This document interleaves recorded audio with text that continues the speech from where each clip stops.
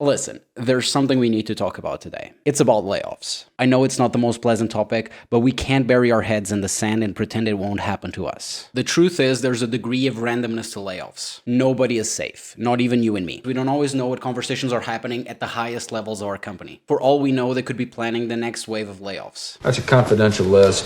First round of layoffs. But don't fret, there are ways to improve your chances of keeping your job. Now, during the past decade's bull run, money was flowing like the Nile. Developer salaries were shooting through the roof, and companies were scooping up talent like a kid in a candy store. But times have changed, and some companies have realized that they went a little bit overboard.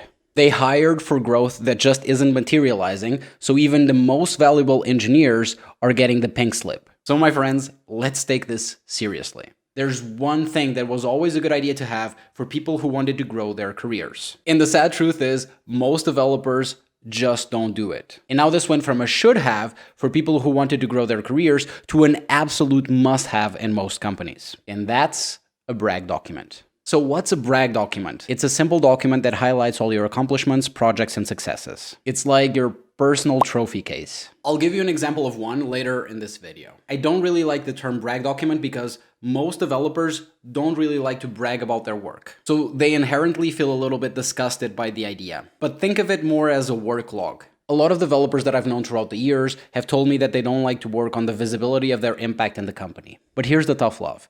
You don't have to like it, but you do have to do it. Unless you're okay being passed over for promotions, salary raises, or worst of all, being laid off. So why do we need a brag document? Isn't doing good work enough? Unfortunately, no. In today's competitive market, you kind of need to stand out. You might be the most talented, hardworking person in your company, but sometimes the people in charge of making decisions just don't have the full picture of your contributions. It's not necessarily their fault. They have a lot on their plate, and they can't keep track of every single thing you've done. That's why it's important to have a record of your accomplishments, a way to remind them of your value and impact. The idea is to not let your hard work go unnoticed. Keep track of it and make sure it's known. Also, you and your manager might forget things you did. As humans, we have a recency bias. That means we give the greatest importance to the most recent event. But maybe the performance review is for the entire year, and in the first 2 months of the year, you mentored an intern, or you led a high complexity refactoring. The brag document helps you remember those things and present yourself in the best light when it matters most. Now, let me show you behind the curtains, because I'm a manager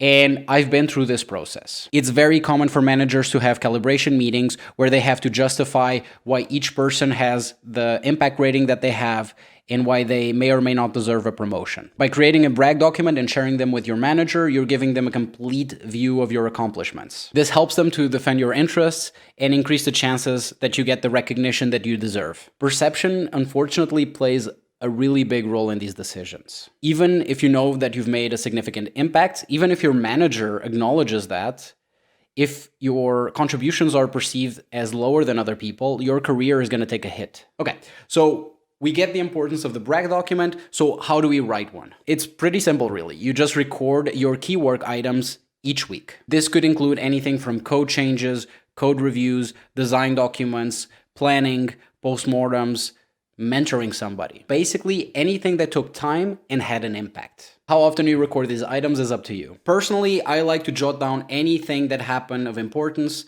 the same day that it happened. That way it doesn't become a chore and I don't forget anything that's important. As for the format, I just use a Google Doc that I have bookmarked so that I can access it very quickly. It's not really curated because I'm basically adding items on the fly, so I can't just pick it up and share it with somebody. It would need to be cleaned up first. It serves more as input for my self-assessment when it comes time for performance reviews in my company. However, everybody's different. Some people prefer to have a well-organized brag document that they update on a weekly basis and that they can just share with their manager when performance reviews come around. The important thing is that you find a method that works for you and that you don't skip logging in your work. Trust me, it will pay off in the long run. Actually, as a manager, I keep also brag documents for the people that report to me because I want to present their achievements in the best light possible as well. So I have a document for myself and I have a document for each of the people that report to me where I keep track of the feedback that I've given them and the good work that they've done that I am aware of. Check out this example of a brag document from the pragmatic engineer. It's so simple. You only have to write a brief statement to remind yourself of what you did.